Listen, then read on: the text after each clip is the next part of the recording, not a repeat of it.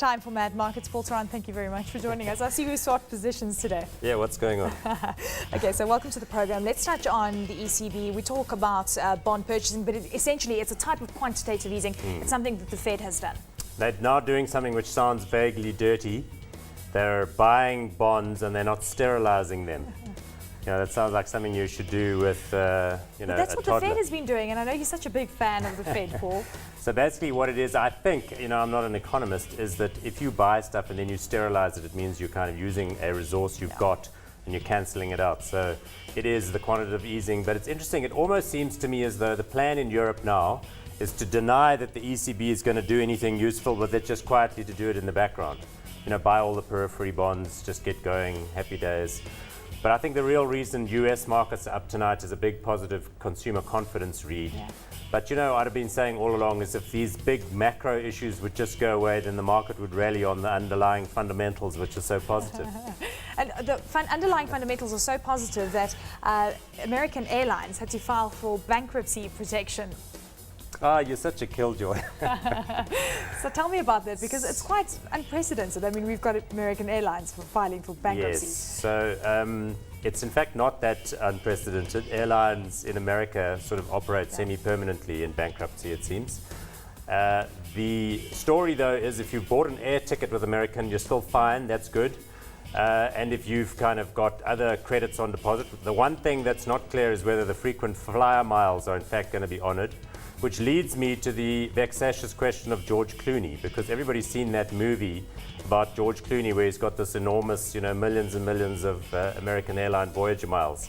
So what I really want to know is whether George Clooney's okay, in this bankruptcy issue. So back to the Eurozone, and we talk of fiscal integration, the Eurozone, uniting all the countries there. And I know you've read a JP Morgan report talking of why we're not feeling the unity within the Eurozone. Yeah, most analyst reports are terrible, absolutely terrible, because they are long and overcomplicated, and then you find out afterwards that the entire model for the valuation of a stock is built on some variable which, if it changes, the whole thing is rendered worthless. Yeah. But I did see a report out of JP Morgan in the US which caught my eye because it was quite interesting. He was talking about whether or not Europeans have sufficient intermingling of their DNA. So he was saying the problem at the moment in Europe is that they don't have enough intermingling with the DNA. People haven't been, interbreeding enough. But I don't see that's a long-term problem, because in America, remember, there's not a lot of interbreeding either. They had independence in 1777 or something in America. Didn't take, all that long for them to construct this unified identity and to get federal governments, up to a level. In fact, it was only in 1913, I'll have you know, that they instituted federal taxes for the first time. Now, federal taxes are a much bigger part of people's income taxes than taxes to the states. So I'm thinking that with Europe, what they need to do is do more interbreeding, clearly. And secondly, what they need to do is start paying more of their taxes to Brussels, and then, everything will be good. Very interesting, Paul, I must say. So on the M1. Yeah, this is the joke story of the day. Yes, the joke story of the day. Unlike the ones I've just been telling you over the last 5 minutes. Apparently there's a truck full of Marmite. That stuff that's made from yeast and stuff like that, which has fallen over on the M1, which is the major highway going through the UK in South Yorkshire. And so the jokes have started already. The one good joke I've seen is that this is in fact just a smear campaign that's been launched by the people at Bovril. The other one is that at least the truck fell over in a easterly direction. Very funny, Paul. At least it's made from vegetables, and Bovril isn't. Yes, no, exactly. I don't think one should really think too hard about what's in Bovril. Okay, so Naspers. Let's touch on Naspers. Yes, getting serious again. Look, Naspers' results out today. Is a stock for disclosure purposes that we're very heavily long in our private client asset management business. My theory about it is that 2012 is going to be the year of listings, and we saw today Facebook, talk. $10 billion. $10 billion will be what will be raised, but the value of the business they're pitching it is around $100 billion. So exciting times. Tencent, which we know is the China kind of web thing, that's got a market cap, just to put things in perspective, of about $40 billion US, of which Naspers owns the third, right? So that's really interesting. I think if Facebook goes large and has a very exciting listing next year, and But why would you want to list if you are, of course, very dominant on a global level? Why would you want to raise that capital? Do you think that shareholders want to sell out? in Facebook?